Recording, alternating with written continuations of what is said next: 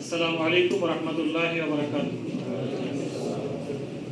আউযু বিল্লাহি মিনাশ শাইতানির রাজীম। বিসমিল্লাহির রহমানির রহিম।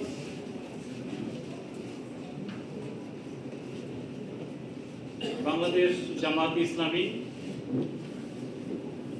মিরপুর উত্তর থানা কর্তৃক আয়োজিত বিশিষ্ট ব্যক্তিবর্গের সম্মানে আজকের এই সুধী সমাবেশের মধ্যমণি, আমাদের সকলের শ্রদ্ধাভাজন জীবন্ত শহীদ যাকে বলা যায়, আয়নাঘর থেকে মুক্ত হয়ে একটা আলোর মশাল নিয়ে এগিয়ে যাচ্ছেন ব্যারিস্টার আহমদ বিন কাসেম আরমান। আজকের সম্মানিত সভাপতি, অত্র অঞ্চলের মাটি এবং মানুষের সাথে যিনি মিশে কাজ করছেন, অন্যান্য নেতৃবৃন্দ, সম্মানিত সুধীমণ্ডলী, আসসালামু আলাইকুম ওয়া রাহমাতুল্লাহি ওয়া বারাকাতুহু। আল্লাহর শুকরিয়া আদায় করছি যিনি আমাদেরকে শত ব্যস্ততার মাঝেও আজকে এরকম একটি মহতী অনুষ্ঠানে সমবেত হওয়ার তৌফিক দিয়েছেন। আলহামদুলিল্লাহ। সময় যেহেতু খুবই কম, আমি দুই একটা পয়েন্টে খুব এই যে টাইম ফিক্স করা আছে এর মধ্যে আমার কথা শেষ করব। নাম্বার 1, আমি আমার জন্মের পর থেকেই যখন আমি আল্লাহর কোরআন পড়া শুরু করেছি, ইসলামী আন্দোলনের দাওয়াত পেয়েছি, আজকের এই দিনে এসে আমার কাছে মনে হচ্ছে এখনো বাংলাদেশের মানুষ কালেমা তাইয়্যিবার অর্থ জানে না। লা ইলাহা ইল্লাল্লাহ, এটা আমরা গত 50, 54, 100 বছরে শিখে আসছি। আল্লাহ ছাড়া কোনো মাবুদ নাই। আল্লাহ ছাড়া কোনো মাবুদ নাই কি, এটার অর্থ কি? এদেশের সাধারণ মানুষ এই শব্দটা বোঝে না। এটা আমাদের পরিষ্কার করে বলা দরকার যে আমরা আল্লাহ ছাড়া আর কারো আইন মানি না। আল্লাহ ছাড়া আর কারো আইন মানি না। এই কালেমার ব্যাখ্যাটা আমাদের পরিষ্কার হওয়া দরকার। একেবারে অটোওয়ালা, রিক্সাওয়ালা, ভ্যানওয়ালা, সবজিওয়ালা থেকে শুরু করে বাড়ির মালিক, বাড়ির ভাড়াটিয়া, আমরা যে যেখানে আছি, যদি আমার ঈমান থাকে তাহলে ডিক্লেয়ার দিতে হবে যে আমি আল্লাহ ছাড়া আর কারো আইন মানি না। এই ক্ষেত্রে মুহাম্মদ সাল্লাল্লাহু আলাইহি ওয়াসাল্লাম হচ্ছে আমার মডেল, আমার আদর্শ। তিনি আল্লাহর নবী, তিনি মক্কার 13 বছর, মদিনার 10 বছর যেভাবে আল্লাহর আইন চালু করে দিয়ে গেছেন, এই ক্রাইটেরিয়ায়, এই মডেল, এই স্ট্র্যাটেজি মেইনটেইন করেই আমাকে এই সমাজে আল্লাহর আইন চালু করতে হবে। এই কথাটা এই দেশের, এই অঞ্চলের সকল স্তরের মানুষের কাছে পৌঁছে দিতে হবে। নাম্বার 2, আমরা এখনো জানি না এই পৃথিবীতে আল্লাহর নবীকে কেন পাঠানো হয়েছে। আমরা মনে করি দাড়ি, টুপি, জুব্বা, পাগড়ি, সকাল সন্ধ্যা ওজিফা, এগুলো দিয়ে মনে হয় আল্লাহর নবী মনে হয় এই জন্যই পৃথিবীতে আসছিলেন। কিন্তু আমি আল্লাহর কোরআন পড়ে 3টা সূরাতে পেলাম আল্লাহ তাআলা পরিষ্কার করে বলেছেন যে আমি আমার নবী মুহাম্মদ সাল্লাল্লাহু আলাইহি ওয়াসাল্লামকে দুনিয়াতে পাঠিয়েছি আমার কোরআনকে বিজয়ী করার জন্য। এই বিজয়ী শব্দটা আমাদের মুখ থেকে বের হচ্ছে না, এদেশের উলামায়ে কেরামদের অনেকের মুখ থেকে বের হচ্ছে না। অথচ পরিষ্কার কথা, সূরা বাকারার, সূরা তাওবার 33 নম্বর আয়াত, সূরা ফাতার 28 নম্বর আয়াত, সূরা সফের 9 নম্বর আয়াত, লিউযহিরাহু আলাদ দীন কুল্লি, এই জমিনে আল্লাহর কোরআনকে বিজয়ী করতে হবে, এই উদ্দেশ্যেই মুহাম্মদ সাল্লাল্লাহু আলাইহি ওয়াসাল্লামকে আল্লাহ দুনিয়া পাঠিয়েছেন। এই কথাটা আমাদের অনেকের কাছে এখনো পরিষ্কার না। নাম্বার 3 হচ্ছে আল্লাহর কোরআনকে আল্লাহ দুনিয়াতে কেন পাঠিয়েছেন? মরা মানুষের পাশে বসে পড়ার জন্য? মানুষ এদেশে না খেয়ে থাকবে এই জন্য?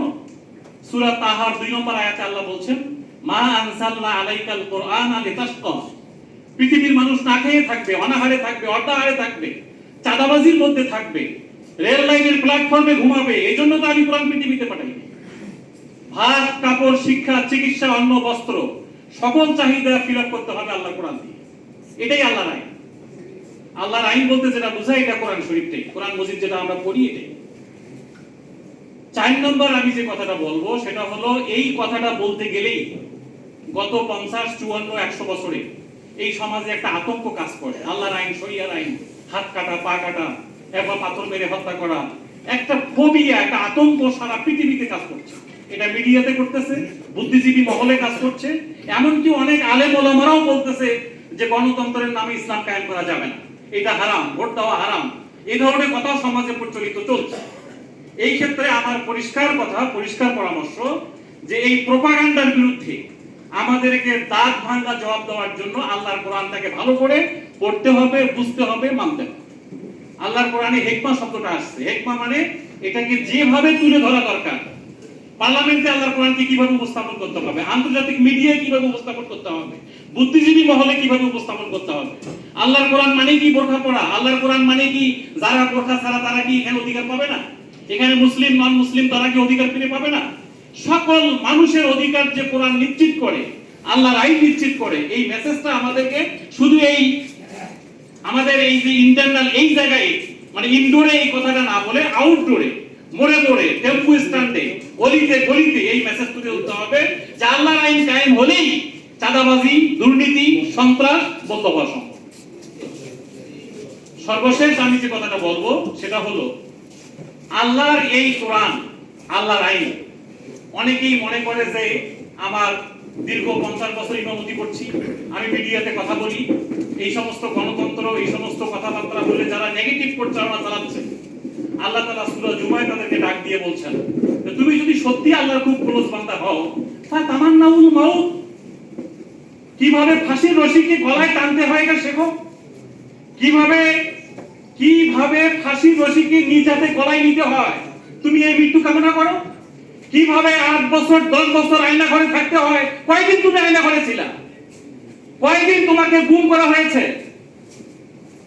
এই ব্যারিস্টার আরমানের বাবা, আমি যে ব্যাংকে চাকরি করি সেই ব্যাংকের তিনি প্রতিষ্ঠাতা, তিনি চাইলেই নীরবে বাদশাহী করে বিদেশের মাটিতে বসে থাকতে পারতেন, অথচ এই দেশের মাটিতে তার কোনো অপরাধ নাই, তিনি কোনো অন্যায় করেন নাই। এই জন্য সেইভাবে দেশের মাটিতে দাঁড়িয়ে তিনি হাসি মুখে ফাঁসির মঞ্চে গিয়েছেন। এই ফাঁসির মঞ্চে যাওয়ার কয়জন লোক এখানে আছে দেখেন, আমরা কতজন এই ত্যাগ কোরবানি শিখতে পেরেছি। তার ছেলে আমাদের পাশে বসে আছেন, তিনিও চাইলে, তাকে অনেকবার বলা হয়েছে আপনি দেশ ছেড়ে চলে যান, পরিস্থিতি ভালো না, তিনিও তার জীবনকে বাজি রেখে এই আয়না ঘরে যারা ভিজিট করতে গিয়েছিল তাদেরকে বলা হয়েছিল যে 8 বছর কেন, 8 মিনিট ওই ঘরে থাকা সম্ভব না, সেখানে 8টি বছর মৃত্যু এবং ব্যারিস্টার আরমান পাশাপাশি চলেছেন। এই বুঝি তাকে মৃত্যু ধরে ফেলতেছে, যেদিন তাকে সর্বশেষ ছেড়ে দেওয়া হয় সেদিনও তিনি মনে করছেন আজকে বুঝি আমাকে শেষ করে দেওয়া হবে। তিনি তার বাবা রেখে যাওয়া হাসপাতালের সামনে এসে তা জানেন না যে এদেশে ফ্যাসিস্ট অলরেডি পালিয়ে গেছে, তিনি মুখে রুমাল দিয়ে দাঁড়িয়ে আছেন, বুঝতে পারতেছেন না কি হয়েছে দেশে। আস্তে করে তিনি হসপিটালের ভেতরে যে মোবাইল থেকে তার ছবি বের করে পাশের স্টাফকে তিনি দেখিয়েছেন যে এই আমি সেই। সম্মানিত ভাইরা, যারা এই কথাগুলো বলে তারা মৃত্যুকে কামনা করতে পারে না। আল্লাহ বলছে ওয়ালাইয়া তামান্নাউনাহুল মাউত, এরা জীবনেও মৃত্যু কামনা করবে না, কারণ এরা সুবিধাবাদী, এরা স্বৈরাচার, এরা লুটপাট করে। বিইসা মাসালুল কওম, যারা আল্লাহর আইনের বিপরীত চলাফেরা করতে চায় তারা হচ্ছে দুর্নীতিবাজ, তারা সন্ত্রাস, তারা তাদেরকে নিয়ে এই পৃথিবীতে শান্তি হতে পারে না। সর্বশেষ আমি আপনাদেরকে যে বিষয়ে দৃষ্টি আকর্ষণ করব, এখানে ভোট এবং নোটের কথা বলা হয়েছে। দেখুন আল্লাহ তাআলা সূরা মুনাফিকুনে বলেছেন মৃত্যু যখন আপনার আমার সামনে আসবে, মৃত্যুর ফেরেশতাকে দেখে আমরা সবাই বলবো যে প্লিজ আল্লাহ আমাকে আর 5 মিনিট সময় দেওয়া যায় না, যদি সময় দেন ফাআসাদদাকা ওয়া আকুম মিনাস সালিহিন, আমার যা সম্পদ আছে আমি সব লিখে দেব, আমি দান করে দেব, আমাকে আর 2 মিনিট সময় দেওয়া যায় না, 1 মিনিট সময় দেওয়া যায় না। আপনার মনে আছে কিনা যে আমাদের একজন বড় শিল্পপতি করোনায় মৃত্যুর সময় ডাক্তারকে বলেছিল আমার নিঃশ্বাসটা স্বাভাবিক করে দাও, যা সম্পদ আছে সব দান করে দেব, কিন্তু আর সেই সময় তার কপালে হয় নাই। মৃত্যুর ফেরেশতাকে দেখে প্রত্যেকটা মানুষ বলবে যে আল্লাহ আমাকে 2 সেকেন্ড সময় দাও, আমি জাস্ট খালি সাইন করে দেব যে আমার সম্পদ। আমি বুঝে ফেলছি, এখন বুঝেছি যে এই 6 তলা 8 তলা 10 তলা বাড়ি গাড়ি সম্পদের পিছনিতে ছুটছি, এটা আমার ভুল ছিল। আল্লাহ আমাকে 5 মিনিট সময় দাও, ফাআসাদদাকা ওয়া আকুম মিনাস সালিহিন, আমি দান করব আর ইসলামী আন্দোলন করব। এই 2টা শর্ত মৃত্যুর ফেরেশতাকে দেখে সব মানুষ বলবে।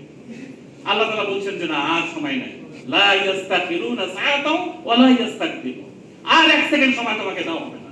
ফেরাউনও কিন্তু একই সবে পানিতে ডুবার সময় বলতেছিল আল্লাহ আমি এবার বুঝে ফেলছি আমার ভুল হয়ে গেছে, আমি মুসার আল্লাহর প্রতি ঈমান আনলাম। আল্লাহ তাআলা কোরআনে বলছেন আল আন, এখন সময় হলো, আর সময় নেই। আসুন আমরা যে বাড়ি গাড়ি সম্পদের পিছনে ছুটছি, আমরা বিগত সময় ইসলামী আন্দোলনকে সময় দেইনি, এই যে 5 তারিখের পরে সময়টা এসেছে, আসুন আমরা দান সাদাকা ব্যাপকভাবে, এমন সময় আসতে পারে আল্লাহ না করুক, যদি আমরা এই সুযোগের সদ্ব্যবহার না করি, টাকার বস্তা নিয়ে ঘুরবেন, আপনার কপাল খুলবে না। এখনো উপদেষ্টাদের বাসায় টাকার বস্তা নিয়ে প্রত্যেকদিন লোকজন যাচ্ছে সেফ টাকার জন্য, সেই সুযোগ সময় হবে না।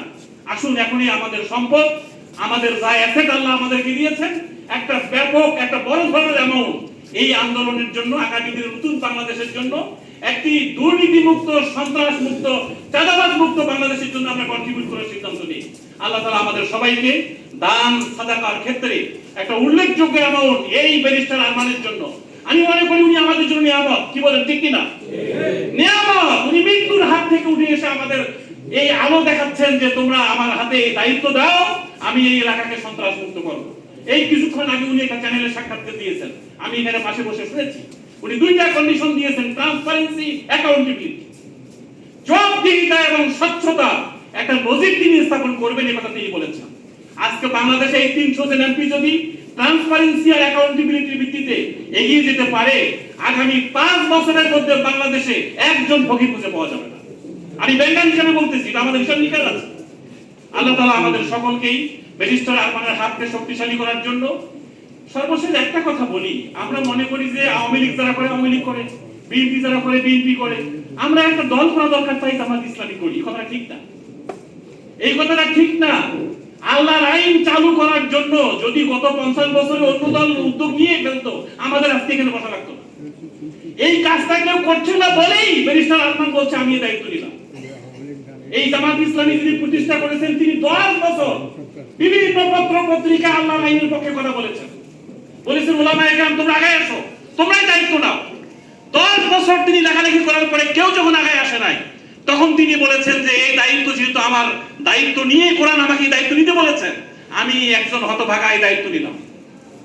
আসুন আমরা ব্যারিস্টার আরমানের হাতকে শক্তিশালী করি। সূরা আলে ইমরানের 81 নম্বর আয়াতে আল্লাহ বলছে, নবীর উম্মত হইতে চাইলে দুইটা কাজ। 1 নম্বর, নবীর আদর্শ আল্লাহর কোরআনকে মেনে নিতে হবে, আল্লাহর আইন চালু করার সিদ্ধান্ত নিতে হবে। নাম্বার 2 হচ্ছে যুগে যুগে এই আল্লাহর কোরআনের আদর্শকে যারা পার্লামেন্টে তুলে ধরার জন্য জনপ্রতিনিধি হিসেবে আগে আসবে, তাদের হাতকে শক্তিশালী করতে হবে। সূরা আলে ইমরান 81 নম্বর আয়াত, লা তুমিনুন্না ওয়া লা তানসুরুন্না। আল্লাহ তাআলা আমাদের সবাইকে এই পথে এগিয়ে আসার, এই ময়দানকে কালেমার পতাকা উত্তোলন করার তৌফিক দান করুন। আসসালামু আলাইকুম ওয়া রাহমাতুল্লাহ।